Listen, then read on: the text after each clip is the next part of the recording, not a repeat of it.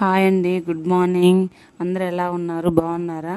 నేనైతే ఈరోజు కొబ్బరి నూనెలో గుంటగరడు ఆకు వేసి నూనె కాగపెడదామని పొలం చెరువు గట్ల కల్లి ఉంటుంది ఇలాంటి ఆకు.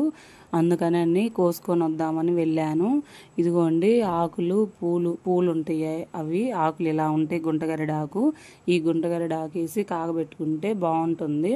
మా ఫ్రెండ్స్ అయితే రమ్మన్నారు. నేను వచ్చేసరికి వాళ్ళు కోసి పెట్టారు నా కోసం. నేను వెళ్ళేసరికి నాకు ఎక్కడ వెళ్ళినా ఫ్రెండ్స్ బాగా హెల్ప్ చేస్తారు. నేనైతే ఆ ఆకుని తీసుకొచ్చి ఇంటికి తీసుకొచ్చి నాటుతున్నాను. అంతకుముందు అయితే నాటాను, కానీ ఎండలకి ఎండిపోయింది. అందుకని మళ్ళీ అయితే ఒక ఏరుతో తీసుకొని మళ్ళీ నాటుతున్నాను.